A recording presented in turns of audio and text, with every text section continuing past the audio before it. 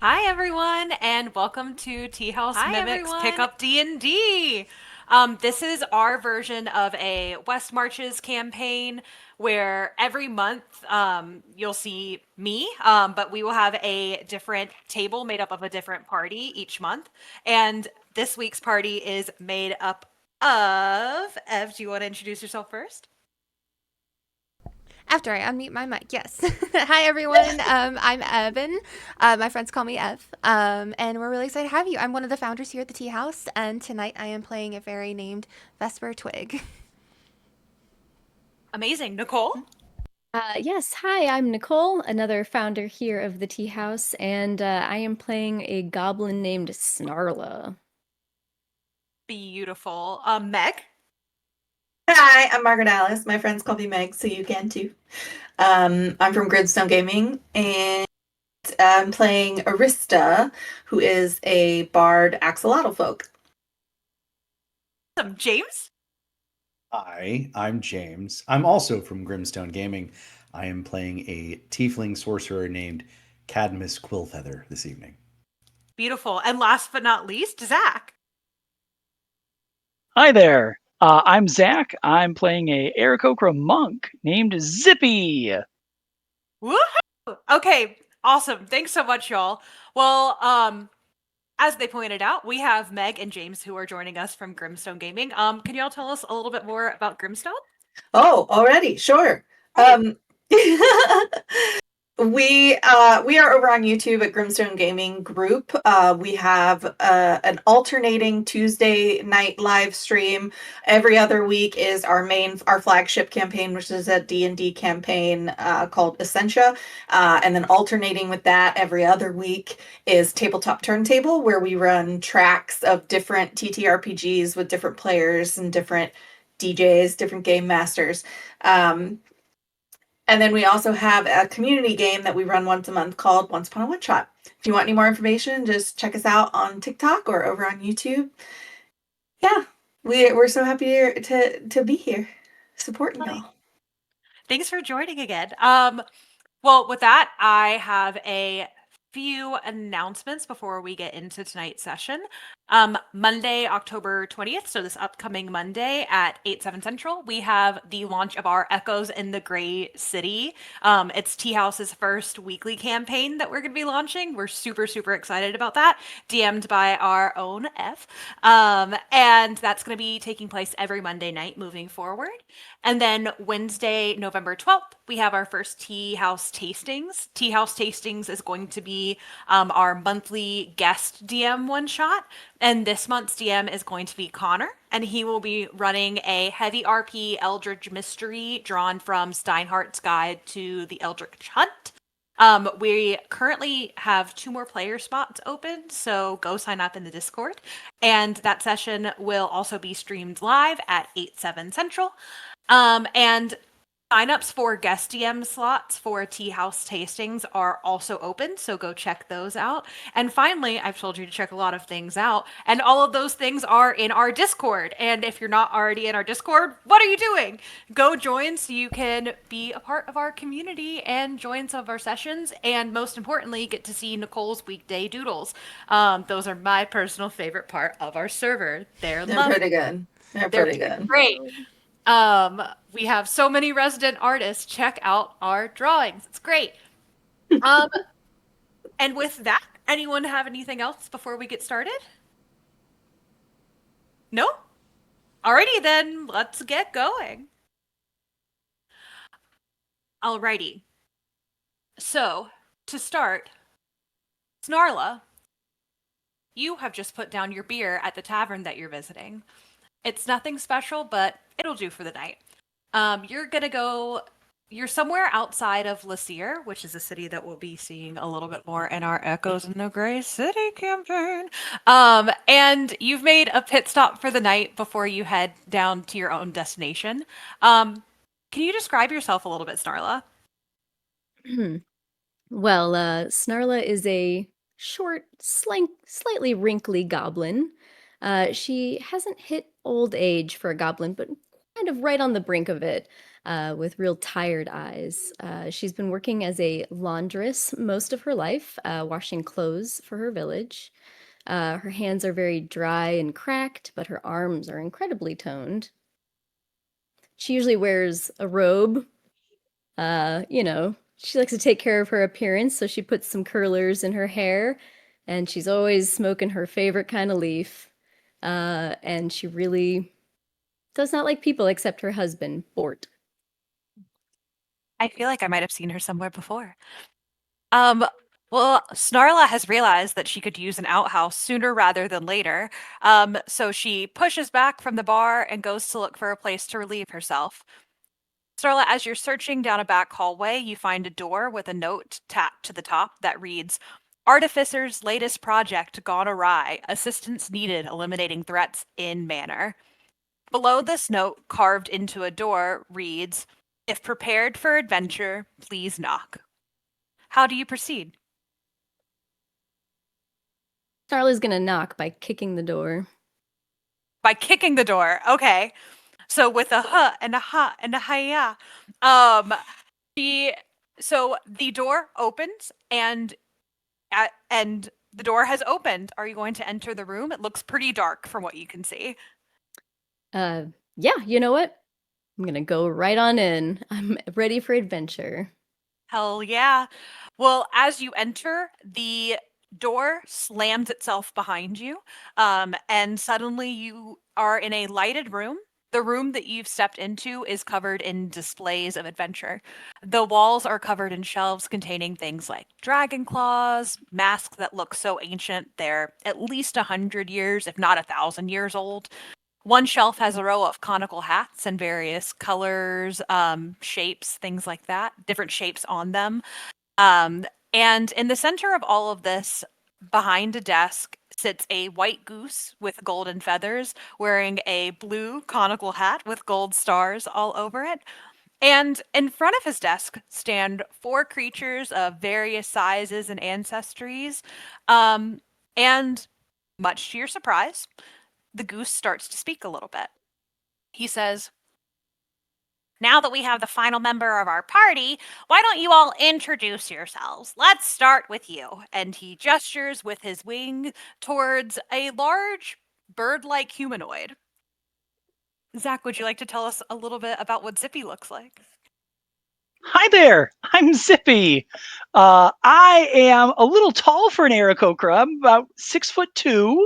I have the markings of what would be like a bald eagle, mostly white, brown on the back, a little bit of puff in the chest, and a lot of energy. Sometimes maybe too much energy. All right, it's lovely to meet you, sir. Who's next? Who would like to introduce themselves next? Anyone? I How about can you, go. Okay. Okay. I'm Arista, and Arista is very small as well. She's very large for an axolotl. She's an axolotl folk, so she's basically a giant axolotl that walks. But that makes for a very small creature when she's walking around with humanoids. She is actually quite young.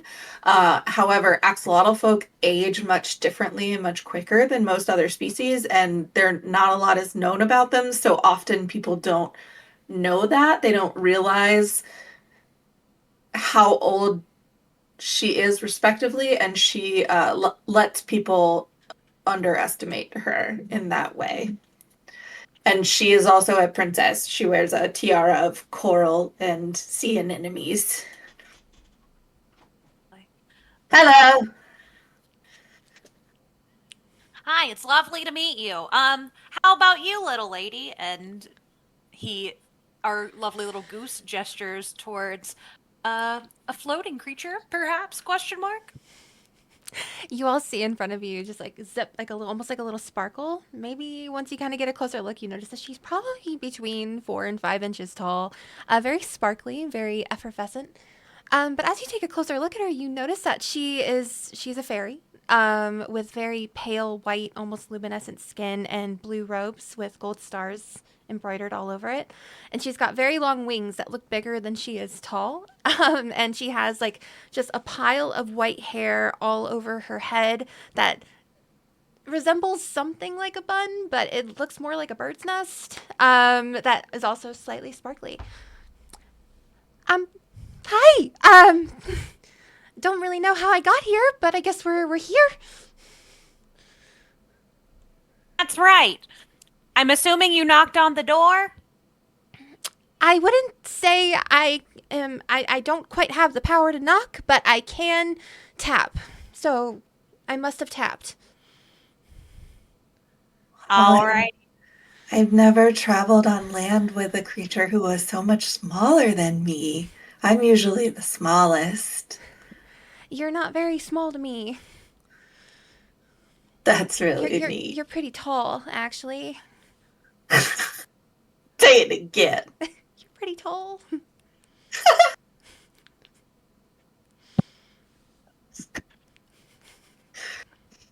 Incredible. And the goose says, "All right, who's next?"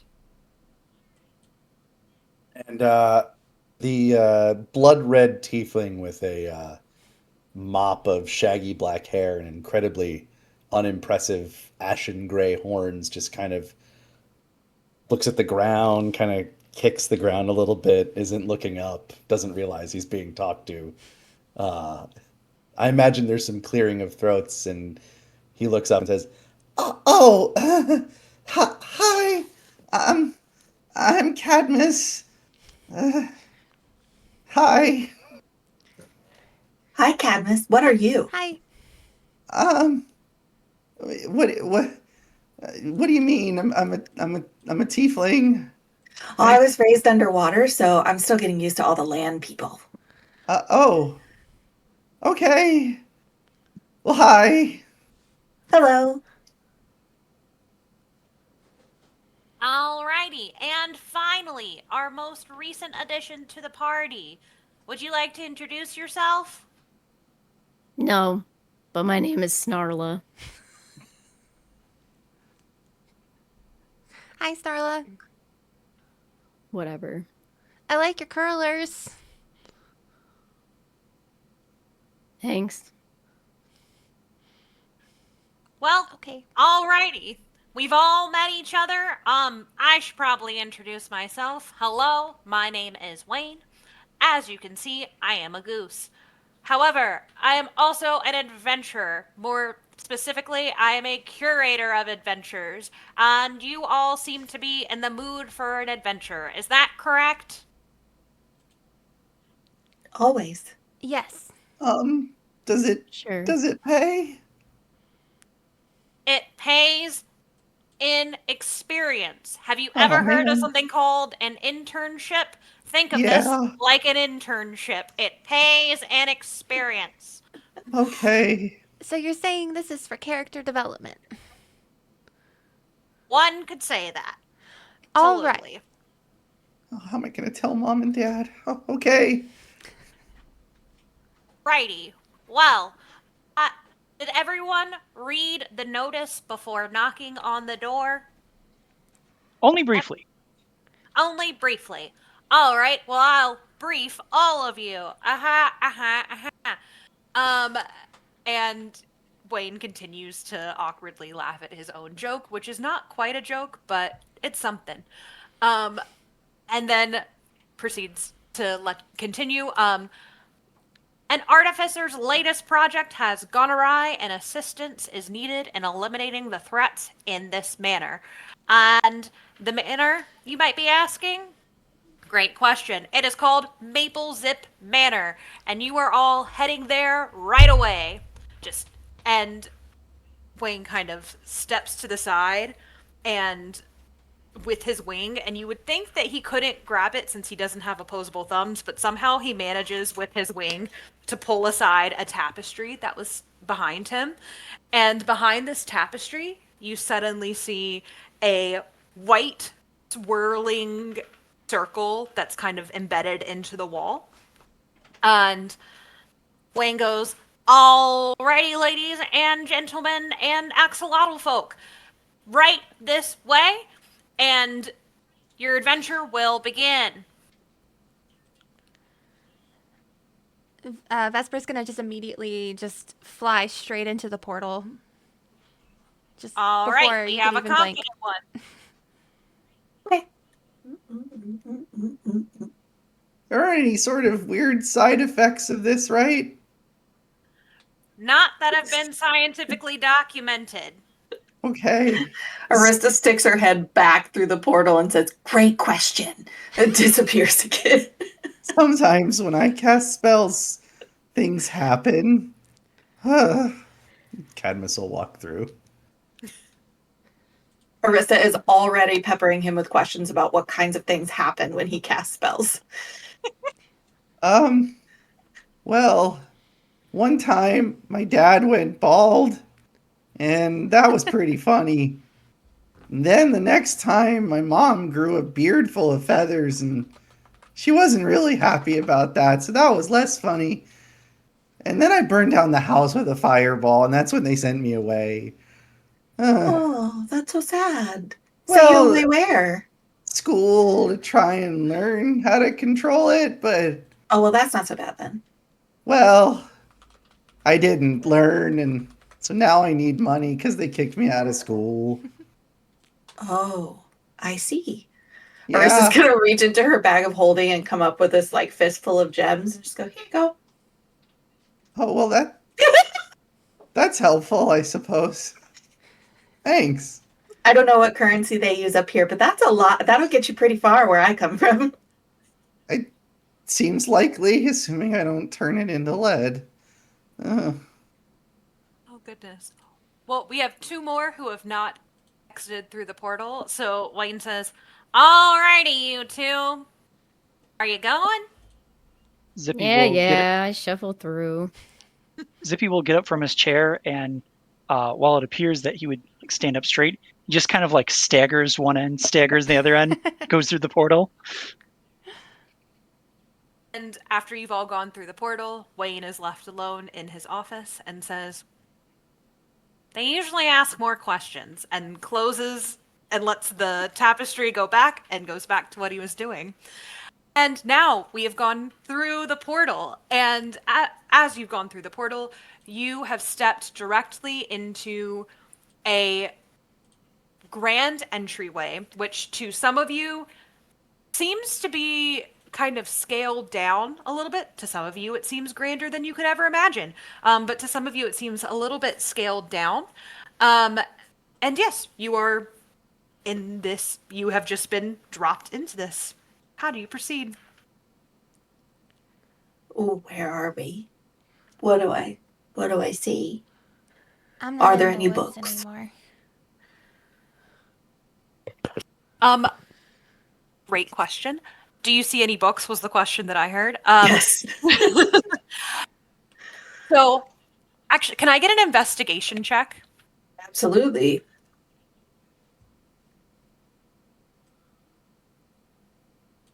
That's a 19. With the 19, wow, what a roll to start the night. With the 19, you notice there's no furniture in this entire. It would be what looks like a grand entryway to a castle. There's no furniture. The only thing that you see is a pile of cloth in the corner that's kind of like, it looks like it might be moving a little bit. Hmm. She's gonna pat over to investigate. She's gonna reach into her bag of holding and pull out a stick. And she's gonna poke it. And then as you poke it, you hear, and out of this little pile of cloth peeks up a little gnome, and she goes, "You another one? Another one, what? Another monster that I brought to life." Oh, I'm guessing you're the artificer whose project has gone awry. And she kind of fidgets a little bit, and she goes, I'm really the artificer. Um, I'm her apprentice. And I was just trying to bring the planet all died, and I was just trying to bring them all to life, and I got the monsters too, and I'm sorry. And she puts the what tapestry was the word I was looking for. Almost came out tart. Tapestry goes right back over her head, and she's just kind of like whimpering. Arista will unbury her again and put her hands on her shoulders. It's okay. This is how we learn. Now, what needs cleaning up? Just a few monsters. And they were, but I know that the artificer, my boss, she was the one who was unpacking the monsters, so I don't know what kind they are, but I heard them. They're real loud. And then from, you can't quite tell where, you hear a coming from somewhere else in the castle. Okay. Do you know how many of them there are? All 3 really big boxes being loaded in here yesterday. Okay. Okay, that's good. So we know what we're working with. We'll round that up to 5 just in case, until we can clear the house properly. And It's a good do you idea. have any idea what kinds of monsters they might be? Or do you know where your artificer keeps her receipts? I bet it's on the shipping. I don't know. Okay, all right. Just know they were really big boxes. Great, great. So either lots and lots of small monsters or 3 really big monsters. Wonderful. Have to Right. break it down that way. It's only Sounds about logical. right. Okay. Where should we look first, gang? Is there a direction that like the one of the sounds is coming to that's like closest? How about you roll me an investigation check? Yes, ma'am. Oh, not bad. Not bad at all. Or a perception check, because whichever one you would prefer, because you did hear a noise and you're just trying to determine where it came from. I have a +3 on my perception and a 0 on investigation. Let's go perception, which is a dirty 20. Perceive. Mhm. A dirty 20. It is straight ahead. You can see that there are some stairs leading up to an entryway. And you can tell it is coming from the room at the top of that staircase. All right, I'm very small. I'm very squishy. Does somebody much bigger than me want to go first? Sure. All right, Zippy. Snarly, you want to come with? Yeah, whatever. More the merrier. You mentioned it was upstairs. Does that mean like the ceiling for this place would be like what, 20, 30 feet up? Yes. So think about a castle, and it's like, still massive. But yeah, I'd say it's about 20, 30 feet up. Yeah, because we'll say 20, 30 feet up. I like that number. Okay. I will fly to the top of the stairs. I'll be floating just kind of right behind Zippy, trying to keep up. When I get to the stairs. I'll just walk up the stairs. Just slowly shuffling up the stairs, kind of grumbling the whole time. Tiptoeing behind as softly as possible. When Zippy gets to the top, he'll do like a quick double check to make sure no one got left behind. Okay, everyone good? Yeah. So is the door like right immediate the top of the stairway? Do we have to walk down a hall? The door is right at the top of the stairway, and the door isn't closed. It's open, so you are free to just enter if you choose. Yeah, I'll see if the door is locked. All right. Door's wide open. It's open. Oh, It's wide open. open. Okay. then I'll waltz on in. Hell yeah. All right. So what you see from where you are is a giant open room. There are some stairs kind of along the, or it's not stairs, excuse me, chairs along stage right of this room, all along the left side of the room, that's another way to say it, are a giant row of chairs. And in the back left corner, you see a little raised platform, and it's a rock formation, but it's been flattened out towards the top. Towards the back center, you see a giant tree stump that has also been flattened on the top. And the beams of the room look like they are just tree trunks that came straight out of the ground, straight into the beams for the ceiling. So it looks almost like it was built around the tree. No, think like your regular, like how you would see, what's the word? See like beams in a ceiling, like exposed beams. Got it. But instead of exposed beams, it's just tree trunks going straight across. And other than that, it is a big open room, other than these little things that are kind of tucked into the corners and on the far sides. Well, I mean, I thought there was sound coming from this room, but it doesn't look like there's anything in here that sound could be coming from. Have we all walked in? We've all walked Sure. in. Yeah. Excellent. In this case, I would like everyone to roll a perception check. 21. Oh, that was not so good. I got an 8. 9. Arista got bored and is reading a book now. Was that a natural 20? Oh, no, it's 19 plus 1. Okay, we got a dirty 20, 21. Zach, what did you roll? 22. Okay. 22. Okay.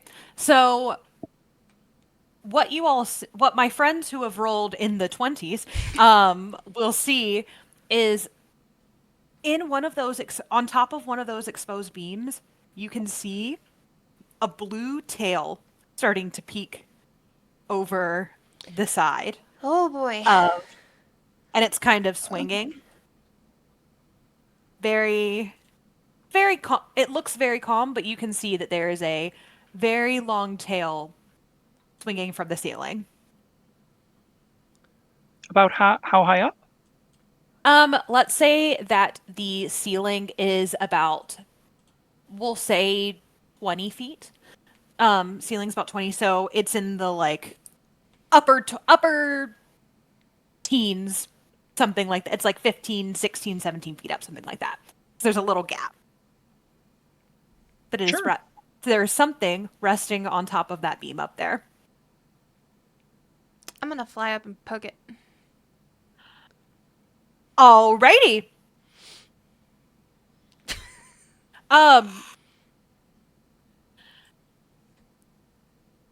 Good lord. All right. So, Vesper, you fly up, and what you see, what you have just poked, I mean, you're poking the tail specifically. Right, like right at the very end. Okay, we're suddenly a head swings to look at the tail, and you see the head of a blue wormling. Oh, I'm That behind the is- trunk. I'm hiding. It's too big for me. I can't handle that. And this wormling has whipped around, looked down, and seen all of you. So I would like everyone to roll initiative. Oh boy. Oh, no.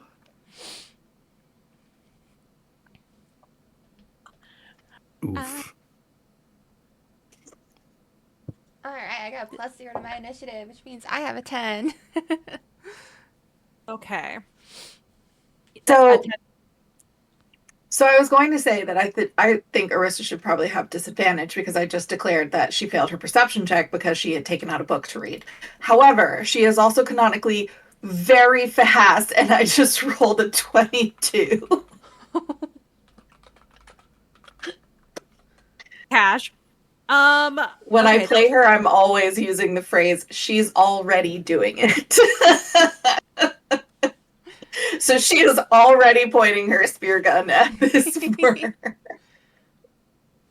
Good lord. Alrighty. Nicole? I got a 12. Okay. Let's see. Zach? Nat 20, total of 23. Damn. Mother trucker, dude. Zippy is zipping it Be tonight. zipping. Zippy be zipping. 6. Oh no. Uh, Well, you tied with the warbling, so yeah! so meets it beats it. All right. Alrighty, dighty. Okay, so we have turn order is Zippy is going first. Let me see. Zippy is going to be going first. Arista will be second. And then we have Snarla going third. We have Vesper going fourth. Cadmus going fifth. And finally, we will have our wormling, because he's asleep and Vesper has just woken him up from a nice little nap. And let's see.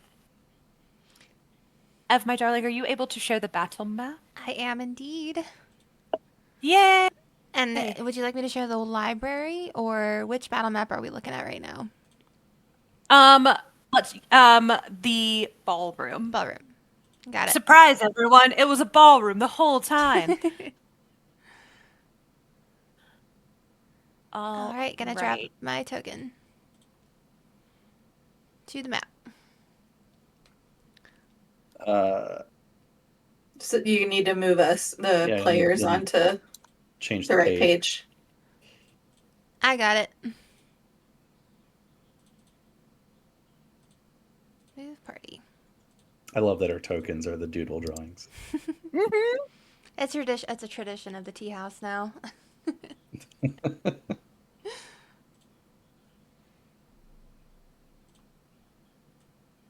Perfect. Where was the entrance to the room? So, where we currently have all of you down. Ooh, Okay. Let me see. Let me move the ones that I just put down out of here. Okay. Great. Are we all on there? I put a couple over here that I should not have. But yes, the entrance was kind of towards the bottom center. And how do I get these other ones to go away? You can click on them and press delete. That might work. Should just be able to drag and drop them. Yeah. Okay. I got it. There you go. Thanks. Hello, I am a DM using Roll20 for the first time as a DM. Okay, so we have Vesper up in the rafter up here with the dragon, with the wormling. Alrighty, so first item of business. Zippy, what are you going to be doing? I don't think I'm on the map yet. So your player, your character should be under the book in the top right corner, under the pickup folder, and you can drag and drop your name onto the map to put your token down.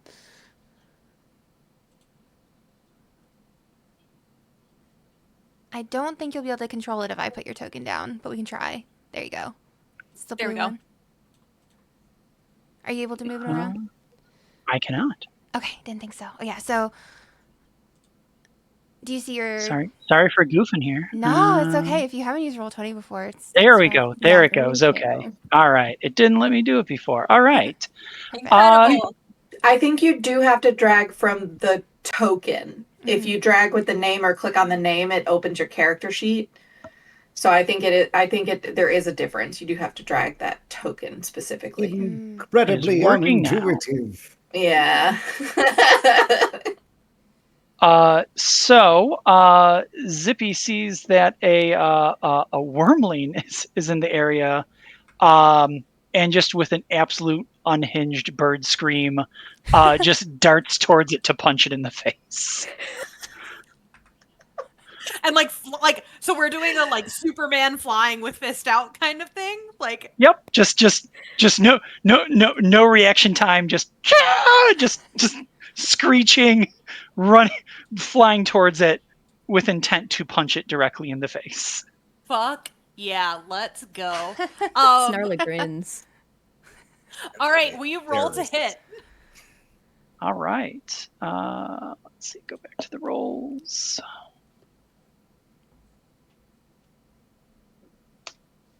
17. That'll hit. That'll Okay. hit. That'll do. Let's follow it up with an unarmed strike. We're just gonna go for broke here. 12, probably not good enough. Not quite. Okay, burn a key point. Try to hit it once more. Hell yeah. 23. Ooh. That hits a little. All right. That is all the damage I can do. I will roll for the damage. Total of 10. Ooh. Okay. Ouchie. Alrighty. And the wormling is just so shocked that a birdman just rolled up and punched him in the face, and he's, what the fuck? He doesn't say that. That was just me. Alrighty. That's gonna be He says a it in risk. Draconic. Yeah, he says it in Draconic. So if anyone can speak Draconic, you heard that. And because I'm a drunken master and also a little bit of a coward, I'm going to use a free disengage action and fly away. Let's fucking go. Incredible. Great. We have a wormling that is sitting there just stunned. Arista, what are you going to be doing?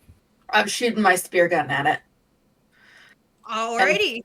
It's an aquatic spear gun just for flavor because she's from an underwater kingdom, but it has the stats of a crossbow. So Okay. that is a 22. Good lord, this poor wormling. That hits.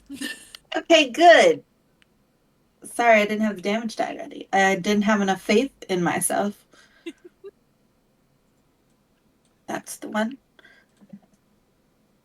9 points of piercing damage, please. Ouchie. Is that your turn? I think so, yes. Not much going on at level 3, right? Not much. Not much. Probably going not on. missing. Probably not missing anything. Amazing. All right, Snarla, what are you doing? Okay, well, first of all, Snarla loved Zippy's move. She grinned at that. Snarla is gonna get as close as possible with her not very big speed, so she can go 40 feet. Each one of these squares is how many feet? Roughly 5. Okay, so There's a measurement tool if you want to switch from your mouse to the ruler. what? You can do that. I made the mistake of putting the grid on before putting it into Roll20, so it's not going to do the measurements correctly. Oh, it did for me. It did? Oh, I see. So we don't know about how far away it is, but it'll give you a measurement. Does you have that any look like a squares? correct? You can just count the grid squares. Each one's Yeah. 5 feet. Yeah. Yeah, it's not properly locked into Roll20 for the measuring tool to work perfectly, but yeah, squares are accurate. That's okay. I think that's as close as Snarla can get. Make us do And even she's more math. gonna take off one of her shoes and throw it at it. I love that with every fiber of my being. I wasn't sure. I wasn't sure what to class her shoe as a weapon. I would just say improvised weapon. Okay. So what would I roll for that? Let's see. It would be an attack roll plus your proficiency if it's a simple weapon, and then it could just be something. It could just be a rock, and it would probably just be probably D4 or D6 damage. DM discretion. I'm gonna shut up now. My DM brain just popped out. I know, I love that. Yeah, we're gonna go with the D4 damage for the chancla throw. Nice. Thank you. Is it slipper? Okay, so but first I roll my attack roll, right? Yes. Okay. I think the fluffiness actually gives a -1 to damage. Why we're going with the D4 versus the D6. I rolled a 1. Good So- throw. So you're with. I feel like a lot of gusto went into that. Like there was a big. We've all seen an old lady throw her shoe at someone, or something. And with that energy, just. And it looks like it's going. It looks like it's gonna, and just drop straight down to the ground. And it's quiet for a moment, and you just hear the noise of like as it like as like the shoe like flops around and settles on the ground and just sadly sits there in the middle of this giant empty ballroom is a lone thrown sandal. Is that your turn, Starla? Starla is so upset right now. Snarla is so angry that, she is not sure what she's going to do next. This is my first time playing a monk, by the way. So, bear with me. Yeah. Mine was last night. I feel you.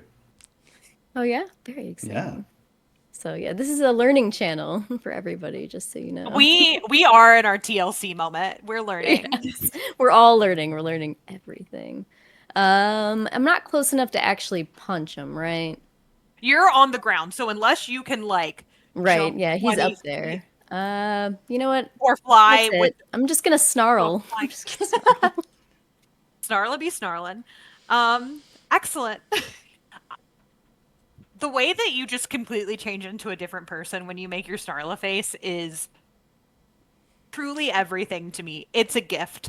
And I'm glad the internet gets to see it too. Vesper, on to you. Your turn. Vesper was so taken aback by the long blue tail being a wormling that as soon as she darts backwards and she's able to take her turn, like a loud noise emanates from her, which is surprising for a creature so tiny.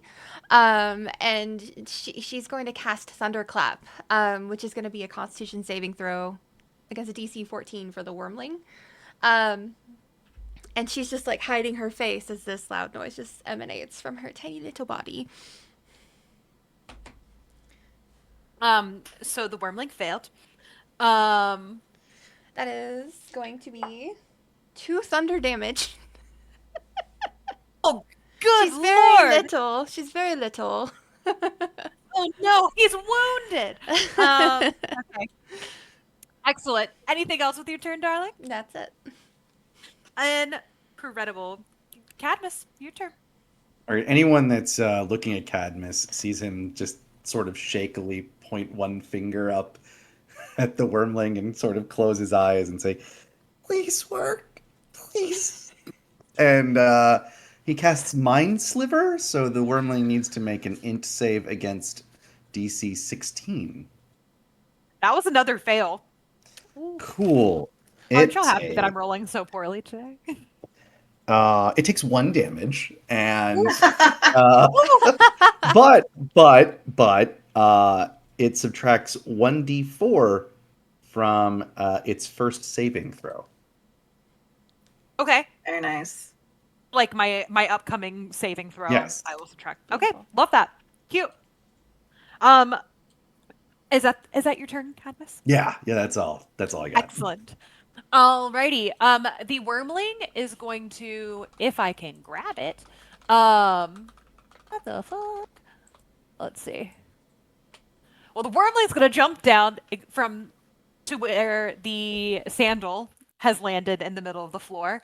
Can conveniently, because I can't get my token to move, it's right underneath where the wormling is. So the wormling is now on the ground, and takes a little sniff at the sandal and looks over to Snarla, who is nearby, and is gonna just do a little swipe. Do a little whoop.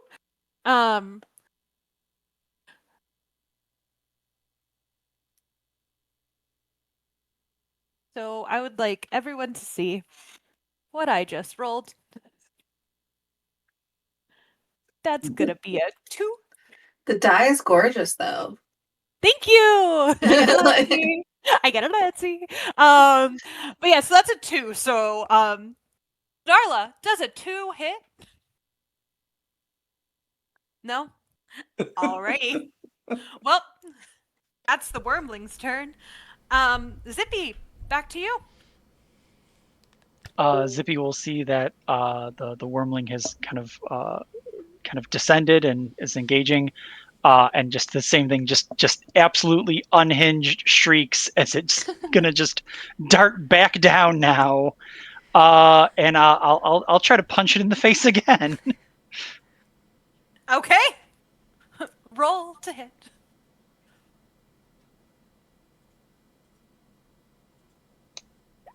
14. Meets a pizza. Yes. Okay. Yes, that hits.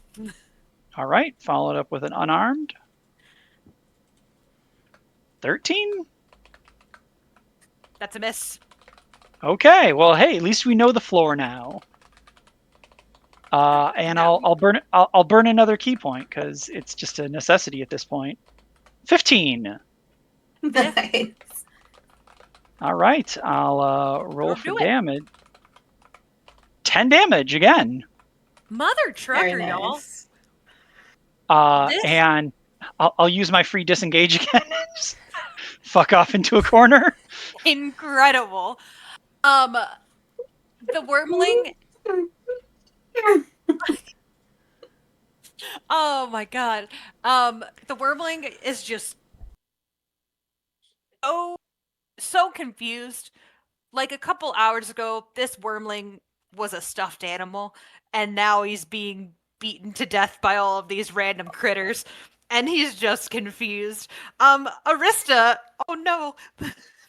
Sorry, Meg, I did not mean to make you sad, but it's your turn to beat this dragon. Okay, but like, could we turn it back into a stuffed animal, or do I have to That's kill what it? I'm saying. Oh,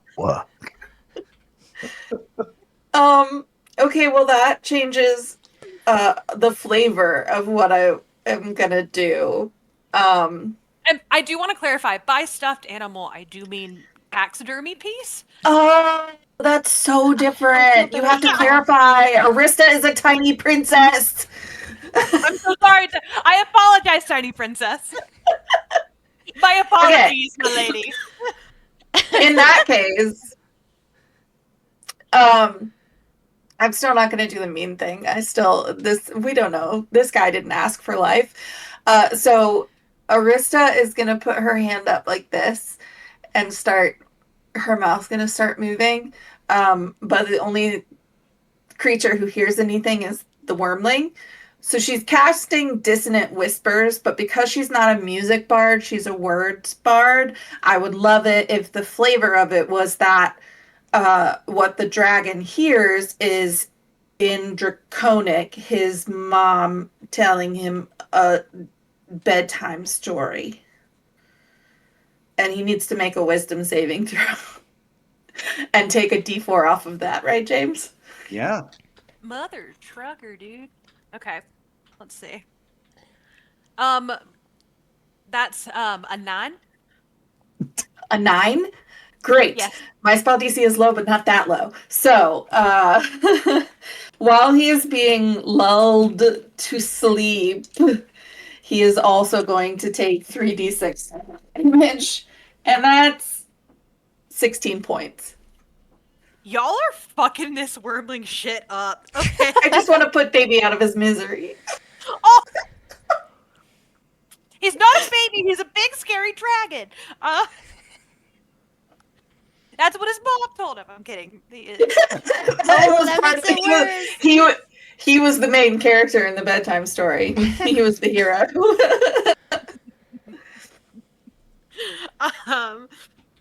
All right. Poor guy. And now he's grumpy now. That shit hurted. And he's limping a little bit, and he's and Snarla. She got going. All right, so this dude is like right in front of me now, right? Yeah. He has All right. He has your sandal in his mouth. He has picked up the sandal. Oh. This makes Snarla even angrier somehow. And she takes off her other shoe and beats him over the head with it. Alrighty. Roll to hit. Okay, so I rolled that, and then I add. What do I add to it? What modifier? Your other I don't have a sandal? wait. That's just your proficiency, right? So +2. So plus. Okay. All right. Okay. I rolled a 12. A 12. You did technically hit it, but it did no damage. All it did was make him look at you like, what the fuck? Concentrating very hard on this bedtime story. He's just like, you know what? You know when you go home and like you kind of regress into a teenager sometimes? Like that's what this wormling is doing right now. He's hearing his mom telling him a bedtime story, and he's like, I'm a big scary dragon. None of you can hear him say this, but like that's his vibe. All right, Snarla, is that your turn? No, I'm not done this time. Immediately after I take the attack action, I can also spend a key point to make 2 unarmed strikes as a bonus action. So I'd like Alrighty. to spend one to make just like slap him across the face real hard. All right. So fed up with my shoes not working. I'm just gonna bare knuckle it. Just Be really great if I could roll nicely this evening.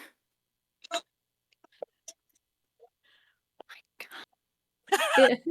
Rolled a 7 altogether. okay, and you said you did a second unarmed strike? Yes. Oh, okay. So I get to roll again? Yeah. Okay. Okay. I don't know why I said it like that. That came out weird. Yeah. Wow, Yeah. the exact same thing. Awesome. I'm going to throw these dice out. So once again, this wormling is like, what the fuck? And Snarla, that's the end of your turn? Yeah. Vesper. Vesper's really angry that it stole Snarla's sandal. So quick question though about the D4. Is that just for one saving throw, or is it until Cad next It was turn? the first one until my next turn, so it's been used. So Got it, it's been used. Okay. I'm gonna do what I'm gonna do anyway. The Vesper's in her tiny little self's just gonna humph, and then she's just gonna stare at the wormling. She's gonna cast Mind Spike. That is going to be a Wisdom saving throw against a 14. Mother. That's a 9. Beautiful. That's going to be whoa. Like having That's gonna be 22 points of psychic She's dead. damage. The bitch is dead. So you guys just He's outie. You see this wormling die of a migraine in front of you, and you see his eye kind of like twitch and just boom. Arista's gonna pad over and retrieve her crossbow bolt and put it back in her spear gun bolt and load it back up. Alrighty, so we are out of initiative. Excellent. Great. So, fantastic. You have slayed your first monster of the evening.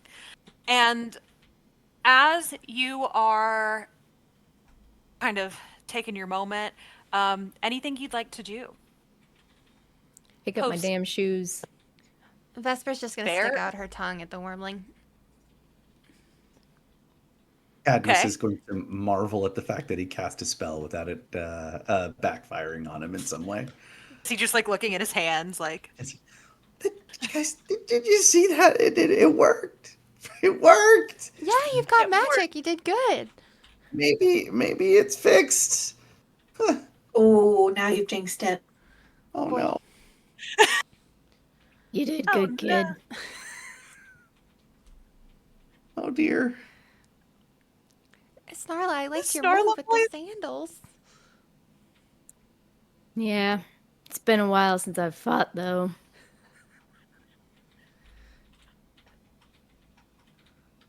Alrighty.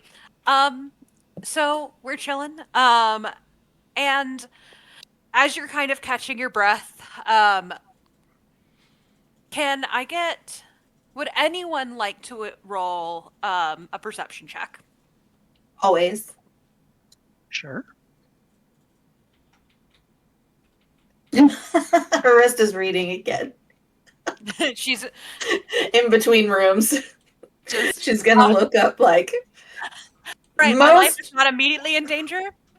most often purchased taxidermied animals. That's what she's gonna be looking through some of these. She's Through her library looking for that fact.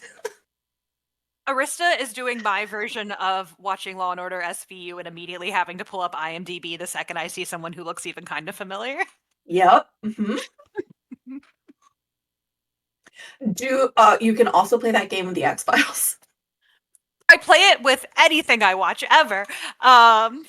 It's my favorite game. Just lots of good guest stars on the X-Files also. Hell yeah. Incredible. Did anyone else roll a perception check? I rolled a 22. Well done. Nothing gets past Zippy. Apparently not. I know you can't win D&D, but I think Zach's winning D&D right now. I'm comfortable with that. I think As you're long onto as Zippy's something. on our side. Don't mess with He Zippy. can look out for stuff while I walk in research. So we make a great team. All right. So what you see, Zippy, is you see a kind of a trail of rocks that is leading out a doorway to the side of this ballroom. You see kind of a trail of rocks that's just going out that direction. And in that, since you rolled a 20 fucking 2, you see a couple little feathers in there as well. And they're not yours. Good distinction. That was going to be my first question. I lost some feathers in the fight there. But no, they're not yours. Sorry. No. No, he's not. I regret nothing. Alrighty. So yes, you've seen that. So they're trailing out of the room through like a different entrance. In this ballroom, you see, we saw the battle map earlier, kind of underneath where we had the wormling hanging out. You can see that there's a trail of rocks leading from under that and out a door to that side of the ballroom. Okay. And it kind of leads in, you can kind of see leads into what looks like might be an open space. Okay. I'll let everyone know what I see. And before I leave, could I scavenge something from the wormling, like a tooth or a scale, anything that looks like it might be loose? Yeah, absolutely. Let's see. I would like you to roll for something, but what would I like you to roll for? Survival? Dexterity. Yeah, survival, or let's see. Let's throw in animal handling. One of those two. Ooh, which one is Your better? choice. Apparently, Solid. I'm good at animal handling. Apparently, so I'll roll that. It's an 18. 18. All right, you very easily, because it's a piece of taxidermy, so not all of its parts are original. But what you do find are this wormling had some horns that they looked, not to be insensitive, but they look kind of like, like a tiefling's horns. And you can tell that they have some gold flecks in them, and you can tell that in the taxidermy process they were not attached particularly well and will come off very easily. Okay, perfect. So I'll salvage one of these from the wormling, and I'll look up and I'll be like, so there's probably something over there. So I'm gonna chuck this over there and see what happens. Okay? That sounds like a great idea. Okay. That feels wrong, but Whatever. okay. Okay. So If if I there- shouldn't chuck it, what should I do? Chuck it. I'm just saying taking the horn off felt wrong, but you do you. What's done is done. Yeah, I can't The horn's really put already it back off. on. Yeah. Spoken like true royalty, Arista. Well, when after we're done, if the horn's still in one piece, I could put it back. Would that make it okay? Probably not, but it's fine. Oh, yes, I could probably prestidigitate it back on more securely than it was in the first place. Ideas. Or maybe mend. Maybe mending. Mending would be good. I've always wanted to Yeah. learn that spell. So I'll go over in the direction of the rocks and feathers. You said it looks like it might lead into an open area. All right. If I spot the open area, I just kind of want to like chuck the thing in there, Lob it in there. and just see if I could convince whatever is over there to come to us. Okay. With that, I would like for you to roll.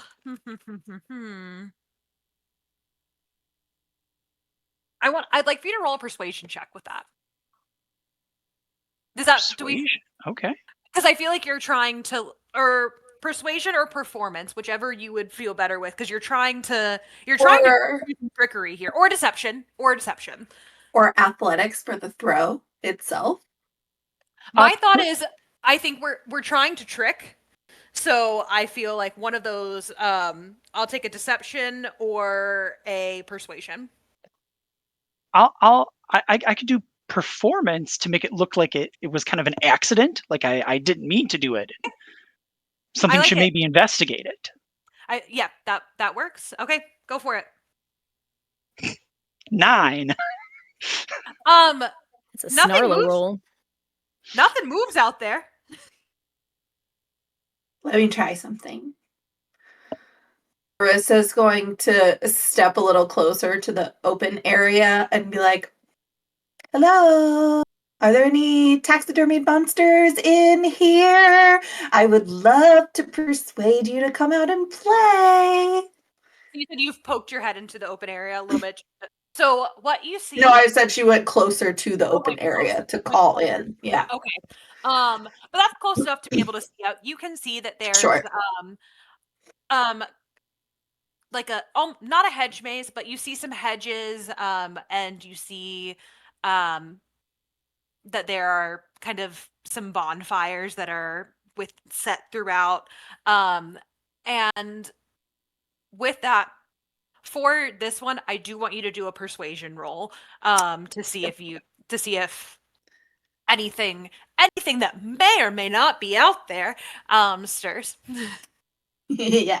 No, I very specifically said I would love to persuade you to so Yeah. she's very good at persuasion. Like she can't get lower than a 10 on deception and persuasion check. So yep. So that's gonna be +5, a 23. Yeah. She's also gonna try to persuade it to go back to being taxidermied. So she's gonna try.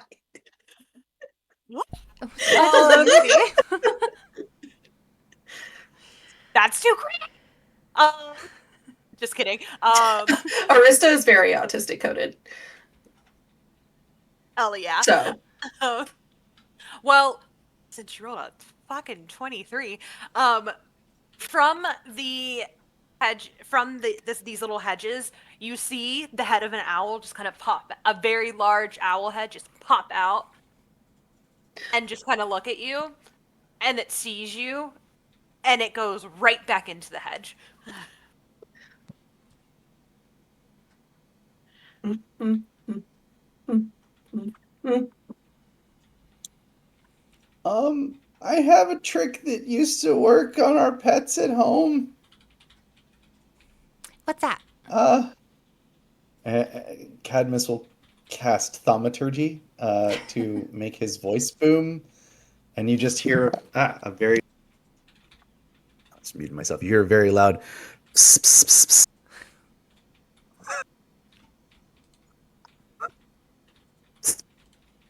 But in like the most booming way possible.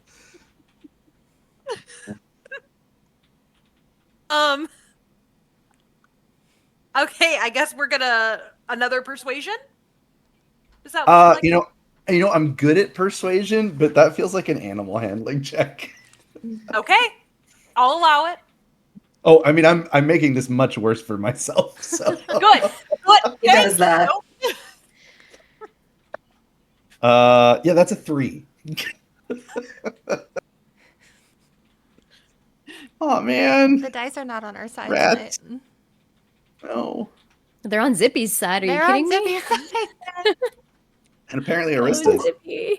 Oh, Zippy, I have an idea. What if you would not mind, if you would please consent to me climbing on your back, you could fly me up over the top of the hedge so I can see the monster, and then I could suggest very strongly that it come out, or just go back to being taxidermied. Sounds good. Let's do it. Okay. She's gonna hop on your back. Zippy takes a few moments just to make sure that she's secure. Good. Let's go. And just no warning, just straight up. She is thrilled. So if we're able to fly, are we able to fly to where I can see it? Yeah, you can, and you saw, and it did Yeah. not. You could tell that it had been sitting in that area and just kind of popped up and went straight back down. So Gotcha. it is.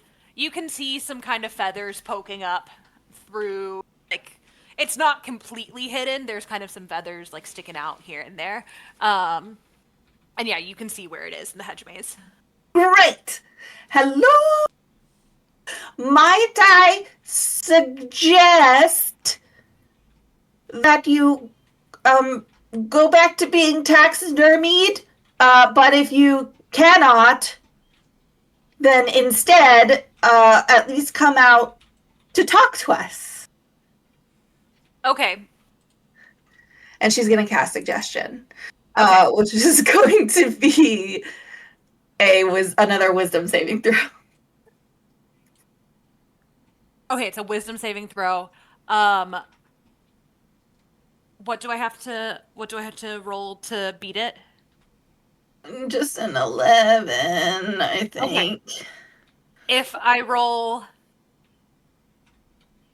Although, wait, no, I knew I had something else. I'm also going to spend bardic inspiration to give that creature a penalty on a Okay. saving throw. okay, because But I that want doesn't to say what it is. What is the penalty? Is it 'Cause- disadvantage? What is it?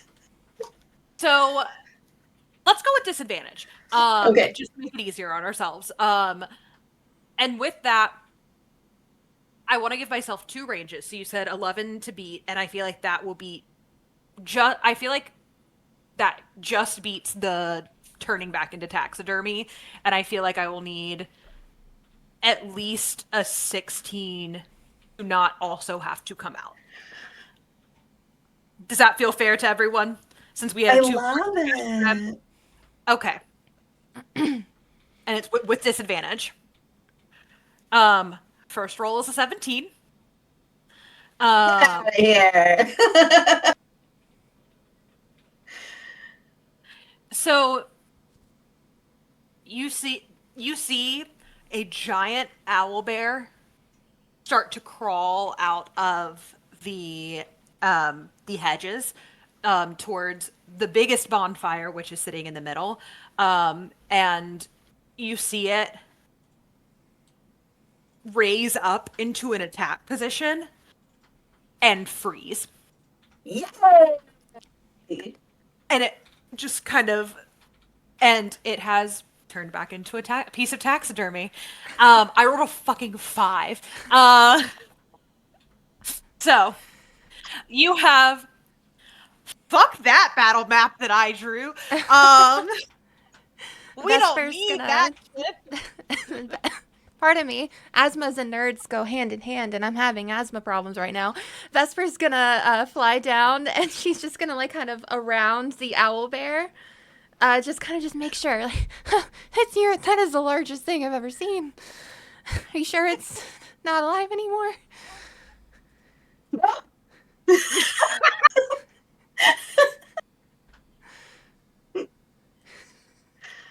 Zippy will just look at the owlbear like in astoundment. It's just like, oh, we don't have to punch it. Snarly, we don't have to punch it. Gnarly puts her shoe down back on her foot. Normally that spell requires the target to understand your language, so that's weird. Who said it couldn't? And also, shut up. I'm just commenting on the strangeness of the situation. That's all. I'm an axolotl folk. Maybe he is an owlbear folk, or we're animals. Maybe he can just understand beast speech. Maybe, Yeah. you know, we did have a goose tell us to come here for an adventure for character development, so a lot of strange things are happening today. Yeah, I mean, if I understood how magic worked, I probably wouldn't be in the predicament I'm Magic in. is really weird. Mine comes from the moon, so, you know, strange things happening all around. Yeah. Don't make me call my sisters on you. Okay. Ooh. And with that threat, let's take a 10-minute break. We'll be right back, you guys. Don't leave. Be right back, y'all.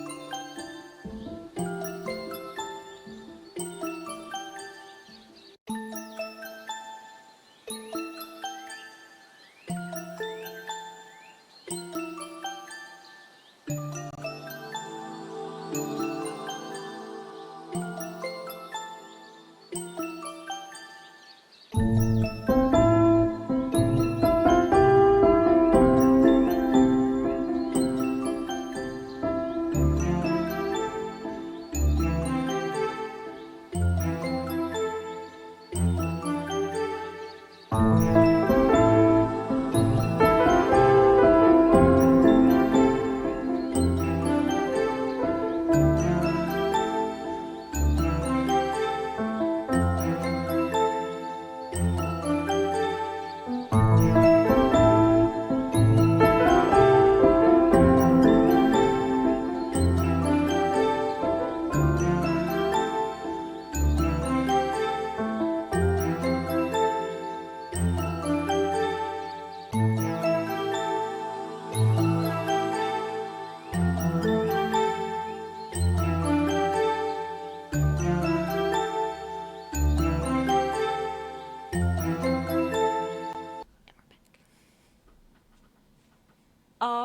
y'all, we are back. For anyone who is just now joining us, we just left off, and someone may or may not have managed to convince an owl bear that it was a piece of taxidermy. And I didn't get to show an ugly battle map that I made. So everybody wins. And with that, we are hanging out around this owl bear in this little garden area. But actually, before we go into that, I forgot two very important people. First of all, we have Tonomori, who is providing our music for all of our streaming. So any of that lovely music that you're hearing during our in-betweens, befores, after, he has provided that lovely music. And go check him out on Spotify, TikTok. He has a lot of great stuff.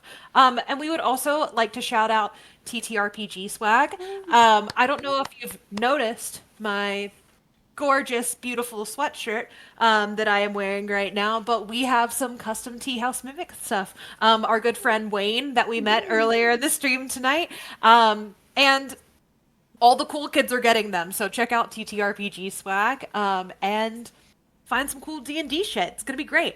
And now Grim's was there too. Wow. Yeah. So really, truly, all the cool kids are doing it. And Great, some and less now cool kids. Us too. Also us. Yeah. with that, so, sorry I forgot to do my announcement. So now we're really getting back into the game. What are we doing around this stuffed owl bear? Not like cute stuffed, but like stuffed owl bear. What are we doing? What are we doing, lads? Grumbling. How do we find the last monster? Assuming that it's only 3. Do I hear anything? You hear a faint coming from back inside the castle. Hey guys, I No, hear a coming from inside the castle. No, I should have saved my maneuver. Oh. Yeah, we could have used another one of those. I still can do it. I just don't trust it's going to be effective. I mean, maybe you can do it better this time. We'll see. All right. I just heard my childhood bop it say, "Do it the same, but better." I'll do Oh, it that's- better. One of the throwback. recordings Oh when my you lose. Yep. Do it the same, but better. Better. Ooh, that's a throwback. My bop it was also mean to me because I wasn't good at it. Alrighty. So you've heard coming from somewhere inside the castle. Are we going to investigate? Or are we Of hanging with our course. owl bear? Okay, great. We're investigating. So where are we making our way back to that main hall? Back to the ballroom? Can I pinpoint like exactly where that sound was coming from? Like upstairs, downstairs? Not quite. You're out in the middle of a garden, so there's only so much you can really tell. It's inside. Okay. I'm going inside. I don't know about the rest of y'all, but sounds Yeah. like we still have one more. I'll follow. Sure. Try and get over my being frozen in place, remembering a core childhood memory of being bullied by a boppet. James or Cadmus? Why not both? ¿Por qué no los dos? ¿Por qué no los dos? Excellent. So you've all entered inside, and you hear I got this. You hear a maid running through and screaming, and is screaming through the front entrance. Kind of, you see her coming down from a flight of stairs and is running towards the exit. So probably let's go that way. Pointing up the stairs. Sure. Here we go. Vesper's gonna just fly immediately towards the screaming maid and just like pause and like float in midair like a hummingbird right in front of her face, like 2 inches from her face. Whoa! Why are you screaming? Hannah, did you mute yourself?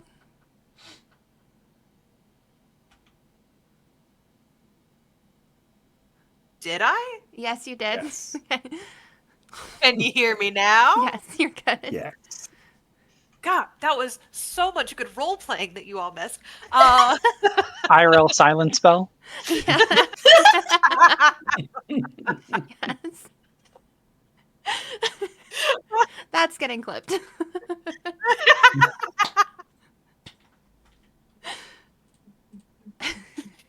Hey, I'm doing great, y'all. The maid goes, and just like and you see she kind of covers her face and tries to start running back the other way. Oh, no.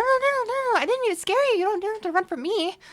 Everything's fine. I just, why are you screaming and what can I do to fix it?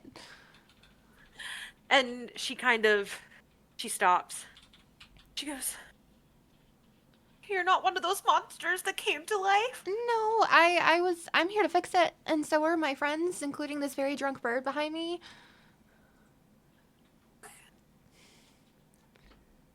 Hi. That's Zippy. And that's Snarla. That's Arista. That's Cadmus. Arista waves from the staircase. Cadmus Evergreen? Maybe? Little feather. No. Oh, man.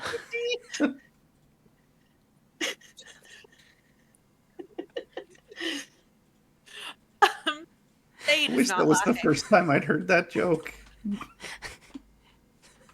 Okay, so Evan, canonically, the Hunger Games exist in your world because somebody read it.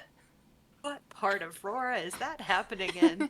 Maybe we'll find out later. Hopefully not. I have a lot of one-shots to write, so maybe. And the maid says, "Cleaning the ballroom, that dragon came to life, and so I ran and I hid in the library." Why is everyone that I'm playing today crying? And I hid in the library, and then I found the artificer she has just passed out, and it scared me, and then stuff started shaking, so I just want to Okay, go well, out. calm I down, want to calm go down, home. okay, do me a favor. There's a very passed out gnome in the foyer, or at least panicked gnome in the foyer. Why don't you two go take care of each other? We'll take care of the library and the artificer. Got it? Capiche? Good? Yes. Oh, Rena's still here. Okay, I'll go get her. Oh, Yeah. goodness. You And guys go make a cup of tea. We'll be fine. We'll be fine. thanks. And she scoots away. Snarla, do you want to go in first or should I? I'm pretty squishy. Yeah, I'll go first. Why not? Okay. All right, we're gonna I'm go just I gonna, upstairs. like that roll Charlotte up behind her. like holding a penny cat, like the Godfather, like a cat just appeared. Upstairs, correct, is where we're heading. The library. Arissa's already walking in. You did not have to tell her the word library twice.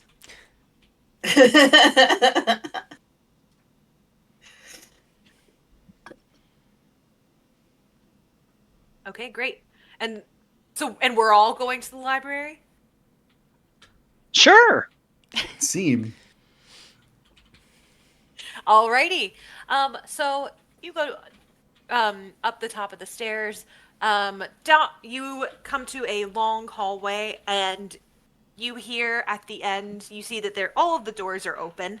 And you see at the end of the hallway, or you hear at the end of the hallway a kind of rustling noise. It's not all the books, is it? Oh, but Oh my god, wrestling was page floppy, wasn't it? Hang on! Wait, books can't be taxidermied because they're made of paper. So Yeah, it's nobody probably said not all the three books. were big taxidermy thing. She didn't Ooh. know what they were. Ooh, that's a good point. We should Snarla, not what do you assume a see? pattern. Snarla, what do you see? Yeah, Snarla's gonna head towards the noise. All right. You walk into a library, and you can tell that this is a library that's meant for kind of families to gather in. There's a big green, almost leafy looking rug in the middle of the room, and there are bookshelves along each of the walls and through the back. And there are also two large trees growing towards the back of the library. This is the highest ceiling that you've seen in the household. It's very pretty, and there are lots of bookshelves everywhere. Reminds me of home. Oh, lots of Can space to I play. perceive anything rustling in this room as I walk in? Can you roll a perception check? Ugh. Yes. It's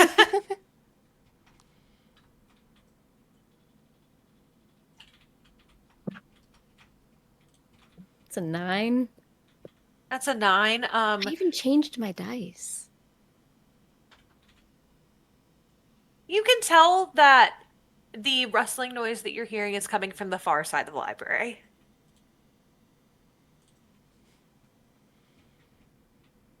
Odessa's Think going on to the be other side. clocking any cataloging symbols or information as we head to the far side of the library. About sorry, how go high up are the ceilings? ceilings are the highest in this household, so they're about 30 feet. Okay. Can I fly up towards the ceiling and do a perception check just to see if there's Please. anything hanging out towards the top? Please do. I'll follow you. Be right behind you. I'll take a perception check for both of you. I'll ready my spear gun. Nat 20, total of 23. Ooh. That is an 19 for me. It's a 9. Okay, so with both of those rolls, you can tell that the noise is coming from the very back bookshelf. And Zippy, you can tell that you can see from up top, there's something not right about this bookshelf. So that would be like the bookshelf nestled between those like two tree-looking things? Correct. Okay.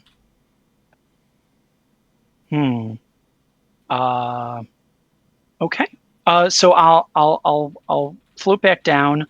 I'll go over to one of the bookshelves, and I'll just pick up like a random book, and then I'll just kind of ask them like, "No one wants this book? Can I have this book?" And you said you're Nope. walking up to the one that's at the very back. Oh no, sorry. Literally any other shelf. Literally any other shelf.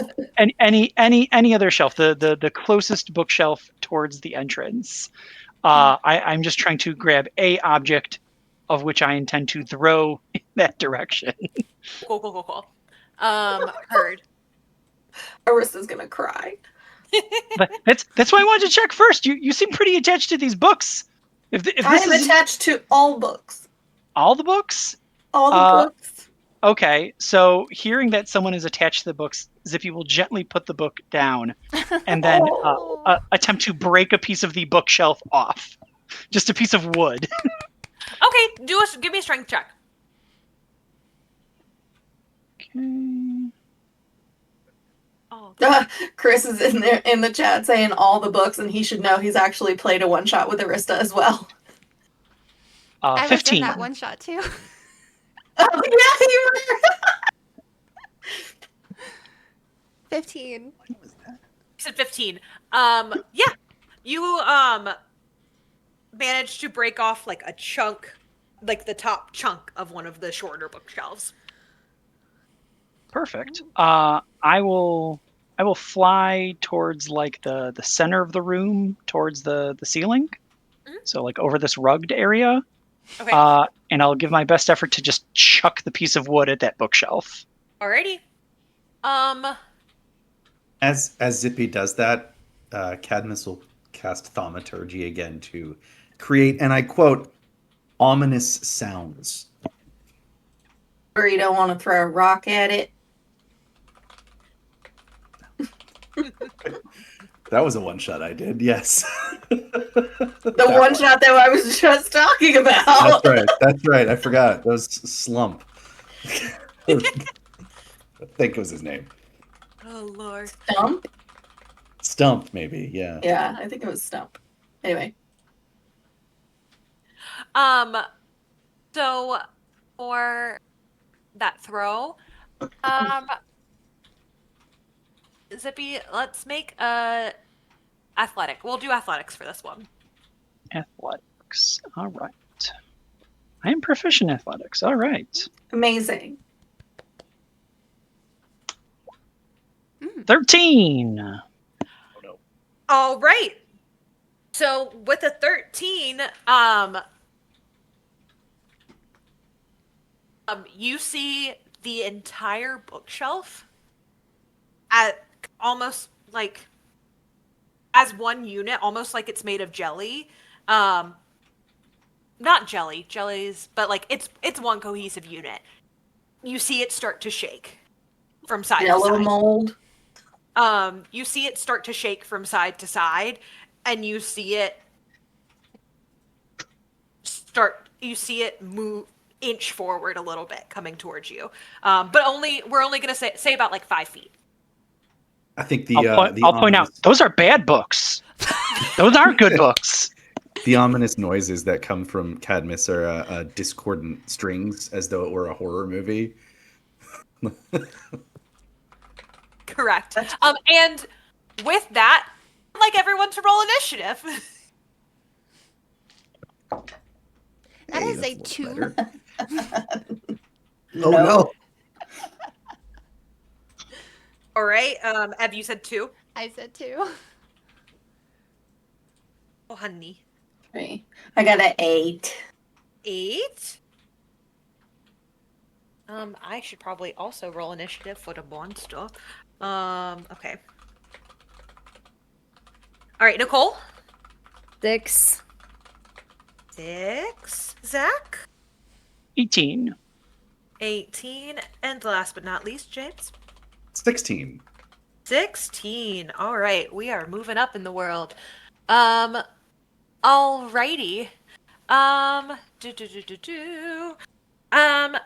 So you have this giant bookshelf that has started shifting towards you.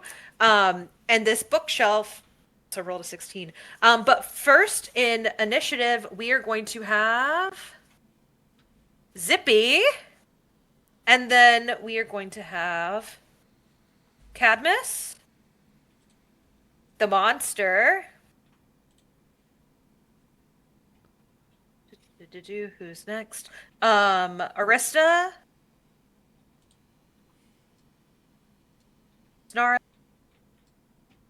I made the mistake of writing down your real names next to your roles, and now I'm like, what the fuck is everyone's character name? Both of mine are a Z. That has been helpful. And then Vesper is going to be wrapping us up. Okay, so we have Zippy, Cadmus, Monster, Arista, Snarla, and Vesper. All right, Zippy, you have seen this giant bookshelf shift towards you. I briefly look at Arista and say, I intend to harm these books. It's probably okay for that one shelf. So I will just let out an unhinged screech again, fly over at full speed. The talons will come out this time, and I'm gonna try to scratch up some books. Scratching up some books. All right. Nat 20, total of 25. Ooh. Critical hit. Yeah, that fucking hits. I will follow it up with another one. Total of 17. 17. Good lord. How many HP did I give this monster? Oh, Okay. oh no, sorry, 17 to hit for 17 another to hit. Oh yeah, that fucking hits. Okay. That hits. And then that'll do it. And then I will burn a key point. And as Nicole so kindly pointed out, by being able to read, a key point gives 2 unarmed strikes, not 1, which is what I've been doing. One of those is a 9, and the other is a 17. We're all learning here.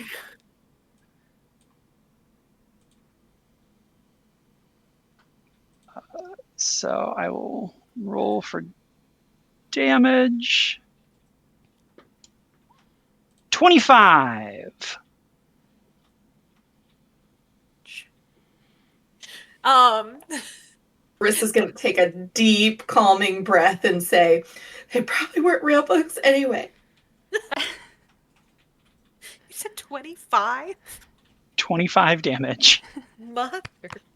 It's 3 points off max damage. Wow. Zippy's winning Well, all the rolls tonight. With that, the bookshelf unhinges from the middle, and you see 2 rows of jagged teeth. And you realize that you have come across a mimic in the form of a bookshelf, and he is snarling at you, just a and he is not a happy camper. Zippy, is that your whole turn? So after I attack, I could use a disengage for free and fly the hell away from big spooky bookshelf. I will fly back up 30 feet over the green rug. Smart choice. Smart choice. I'll allow it. And the mimic. Awesome. All right, where are we all? So mimic has moved forward just a little bit. No one's in range of the mimic. So the mimic is going to just keep moving forward onto this little rug in the middle. And that is the mimic's whole turn, because the mimic has 15 feet of movement. Incredible. Great. Yeah, and I am the DM, so I tell you who goes next. Arista, that is. Wait, what? Okay, yes, I should have known. I did know that was supposed to be me. So Arista is. Oh my god, you're so right. You're right. It's Cadmus. It's Cadmus. Oh, you were supposed to go before the monster, because Arista is after the monster. Yeah, you should have done. That's all right. Is it cool that I can't read? When Cadmus sees those jaws unhinged, just eyes wider than eyes should open, and just kind of like freaks out and immediately casts a spell. Is there anybody within 20 feet of the mimic? I don't see the mimic on the screen, so. Oh, the mimic's on the GM screen. You're on the wrong layer, Han. Hold on. I got you. That is A-okay. Oh, okay. Roll 20's hard. Okay. Can you see him now? Yes. There you go. Although technically this would have been before he moved. So It's okay. He can go before me. It's fine. So it looks like there's at least 3 people that are within 20 feet of the mimic. Is that right? about. About, yeah. Okay. So everyone that's within 20 feet of the mimic. You about to do some nut shit. Oh, you know what? They don't need to make any sort of save. Cadmus casts Nathair's Mischief. And so drops of molasses appear and hover in a 20-foot cube, turning it into difficult terrain until the start of my next turn. Where That's all is that cube? I can draw it on there. Centered on the mimic. No. I think Cadmus is so freaked out he doesn't actually think about centering on the mimic, just everything in front of him. Right. Oh, it's all just drops of molasses falling from the ground or falling from the sky in that area. Oh, sweet baby. Sweet baby cat. Oh, no. No, Camus, You I'm can- hurting. Oh god. I'm never gonna let it go. Okay. Now my turn? Yeah. Okay, that's actually excellent, James, because it gives me an opportunity to cast Kinetic Jaunt as a bonus action before I take my turn. And I magically empower my movement with dance-like steps, giving myself the following benefits. My walking speed increases by 10. I don't provoke opportunity attacks, and you can move through the space of another creature and it doesn't count as difficult terrain. Would that also apply here? It doesn't matter because I get an extra 10 feet, so I think I can get out either way. Yeah? Okay. So I'm going to do that as a bonus action and extract myself to cover over here in between these two bookshelves.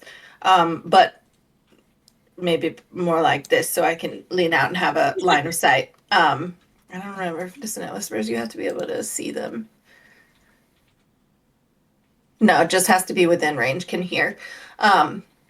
So she's gonna cast Dissonant Whispers again, and again, it's music, so I don't need to worry about it understanding me. I'm just flavoring it with words, okay, James? Okay? That was only suggestion. Yeah. Okay, look. Rule Okay, of love, just cool. so we're all Rule clear. of love, cool. Rule of love, cool. This no. time, instead of a nice, calming Betty by time story, what this mimic is getting is the essence of my bratty older sisters bullying me my whole childhood. They're like mean girls, underwater princesses. I'm adopted, obviously. Obviously. Heard. Okay.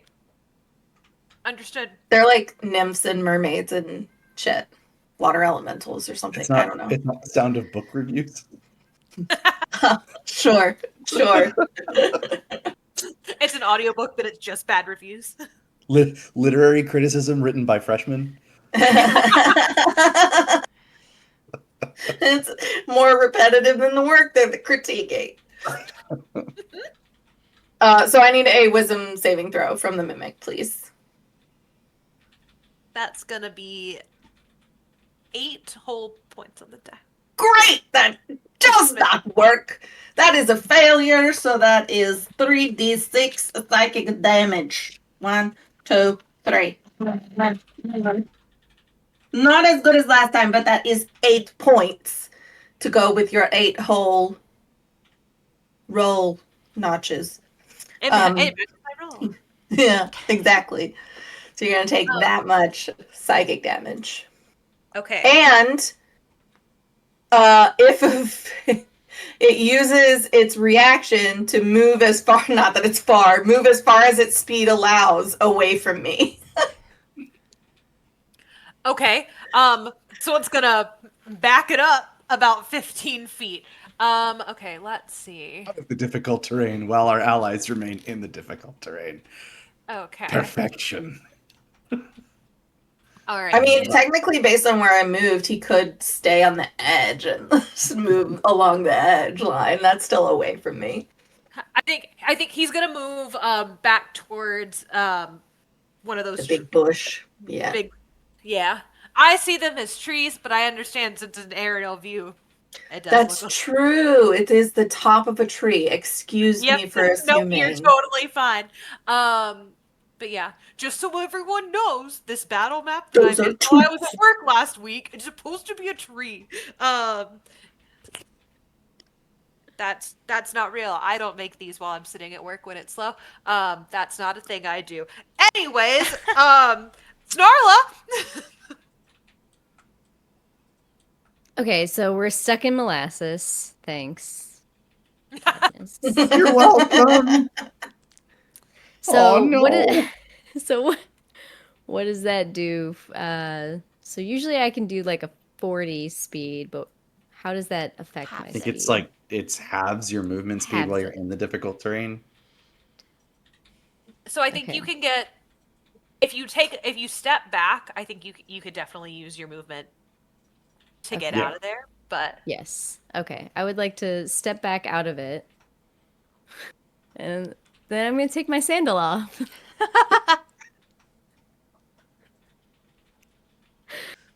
And I'm going to throw my sandal at the mimic.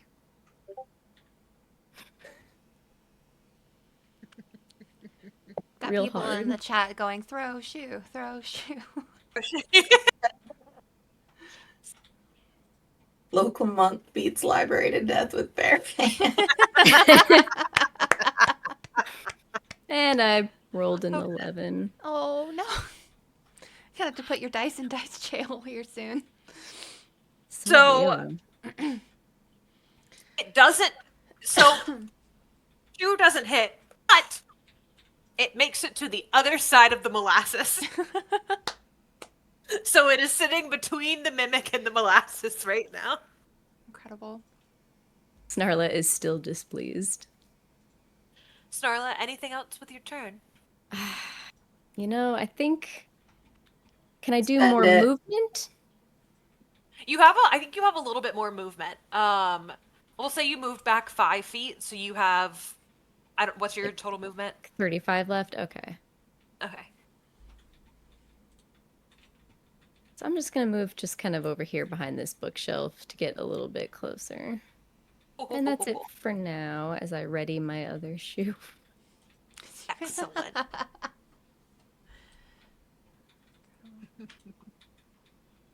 Yeah, you gotta throw a curler at some point. My curlers. Amazing. All right, that is Vesper's turn. All right. Vesper's actually, she's going to cast. She's going to fly down because I'm assuming the difficult terrain doesn't affect her because she's flying up in the air. So she's going to fly down. Oh, it's dripping! It's dripping molasses. No. Okay. That's okay. I'm not that I'm the far. worst. What's my movement speed? It is. But 30. isn't it inside a cube?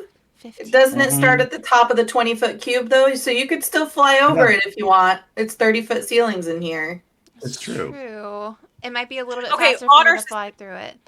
I'm at 5 or Honor 6 system, feet because though. I was floating next to Zippy at his like head length. So honor system, I'm floating at 5 or 6 feet in there. So,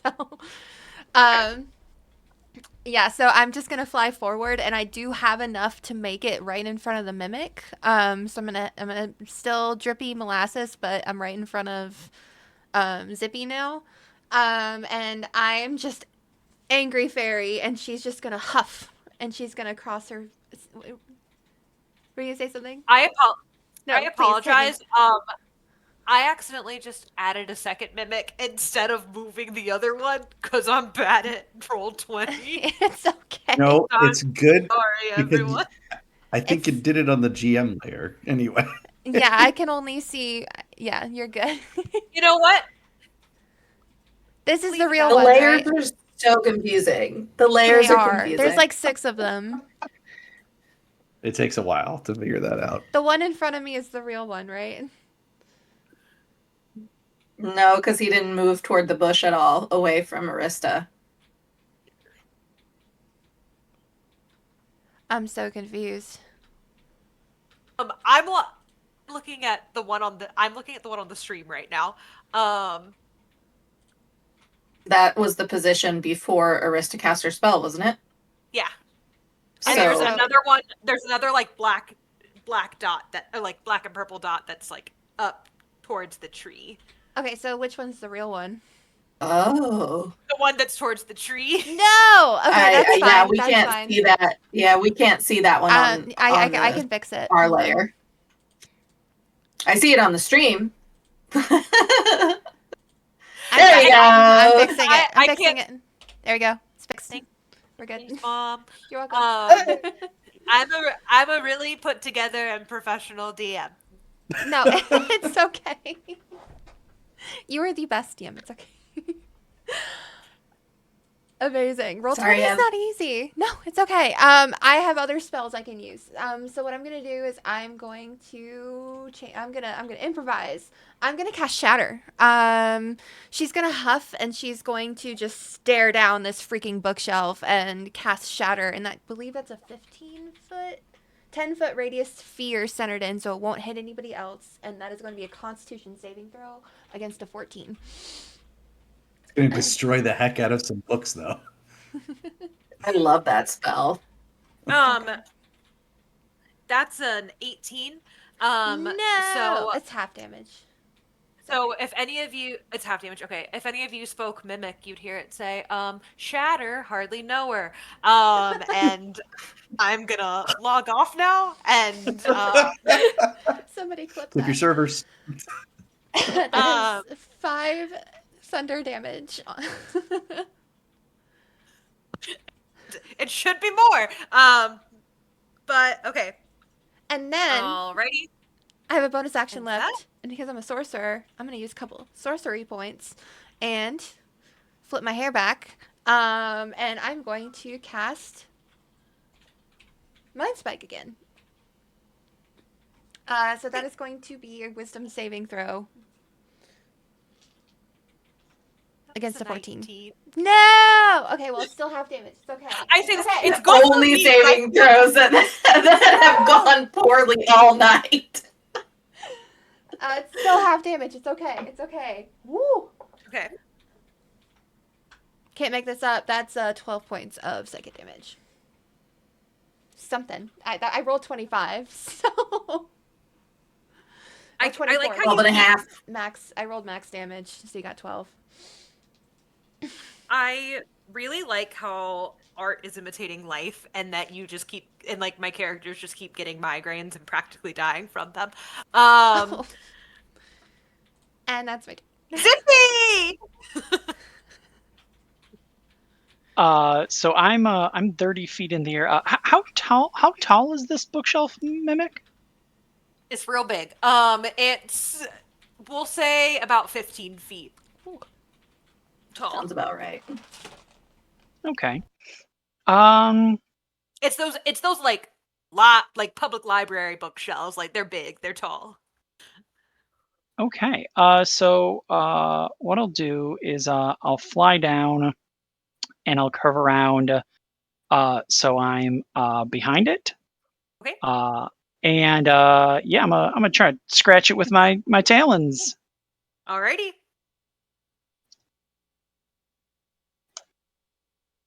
22 to hit. And I'll follow it up with a unarmed 24 to hit. Hopefully both of them hit. Uh-huh. Yeah. Just little. Damn, Zippy. Total of 10 damage. Zippy, how would you like to take out this mimic?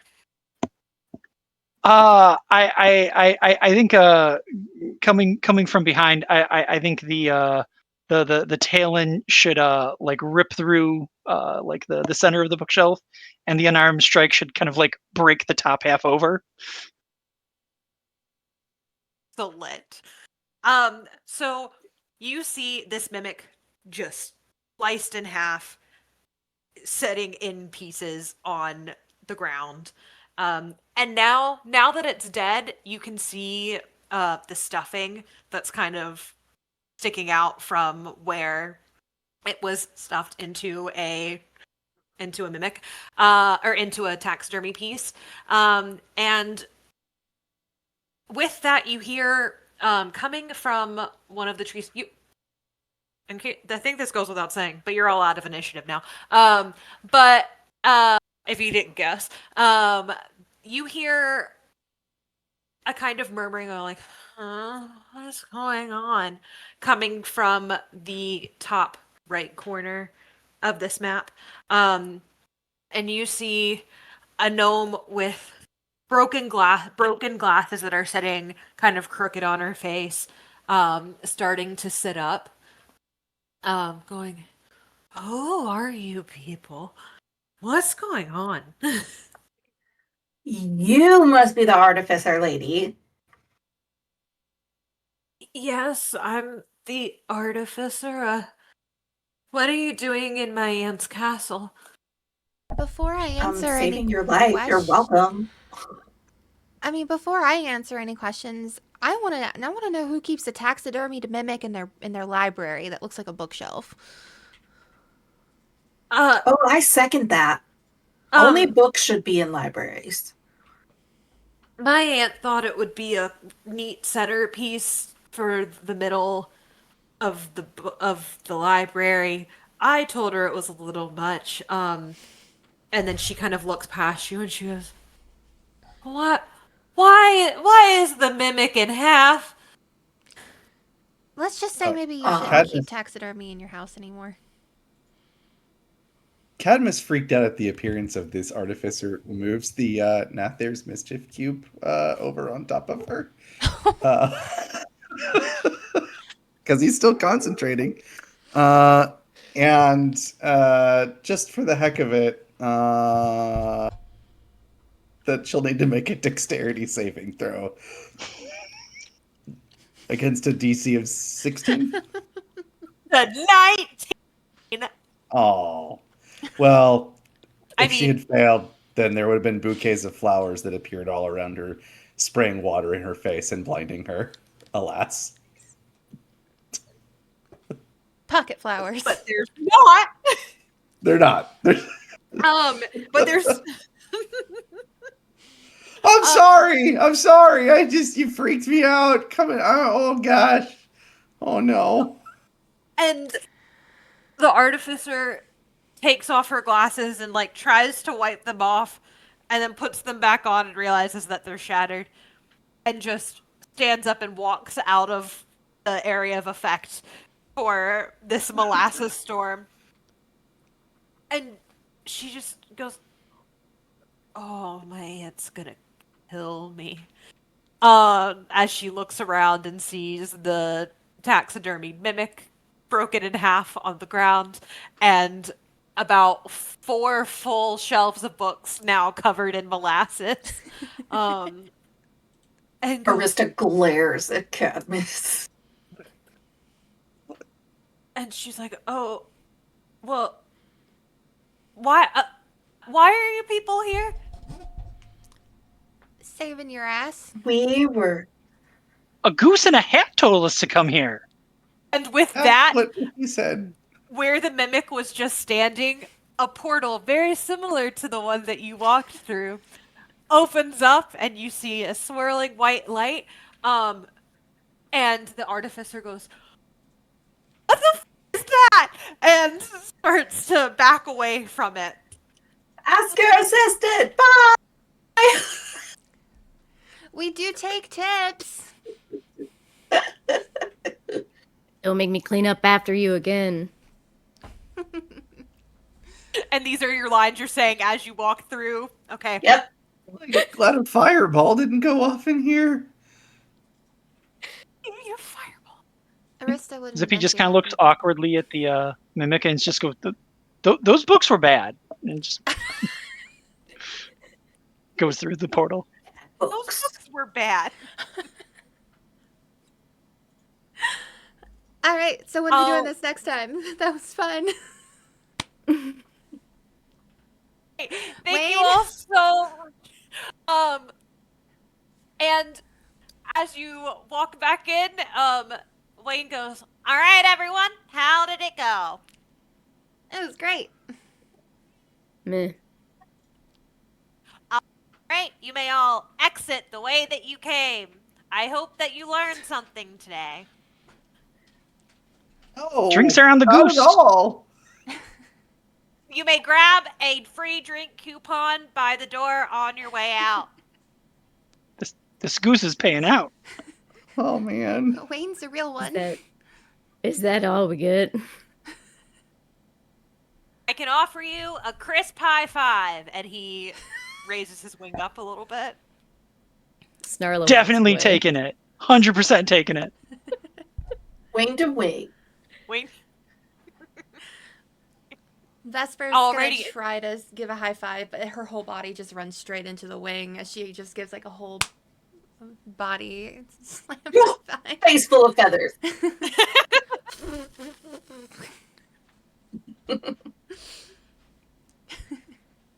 Just gives the most limp, sad high five imaginable. Just That.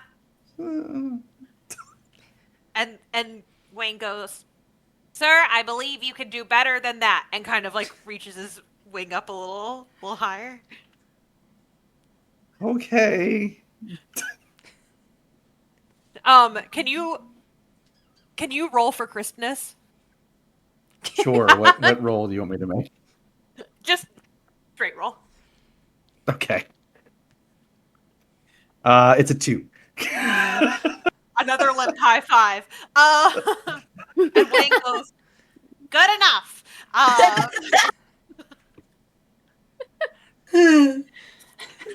Right? Oh, have we all man. gotten our high fives? And all right. As each of you walks through the door, sorry, Arista, did you get your high five? No, because she's already forgotten who you are and walked away to go find her next adventure. Alrighty then. Nothing personal. She just literally forgot you existed.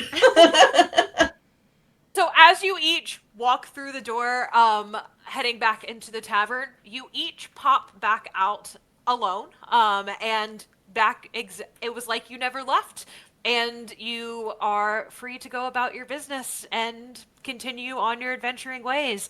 And with that, I thank you all for joining me this evening. You've been a wonderful table, and thank you for anyone watching along at home. It's been wonderful. Thanks for coming to the very first Pick-Up D&D sesh. Now remember, signups are going to be open for our very next Pick-Up D&D session soon. First 5 players jump in. And we'll see you guys next month on the 3rd Wednesday for session 2. Thank you so much, Han. You did so awesome. That was so much fun. Yay! Y'all. Thanks you guys for joining Thank you us. for having us. Maybe one day Snarla will hit something, because she'll be back, all right? Of course she will. Mhm. We Snarla will stand Snarla. always be back.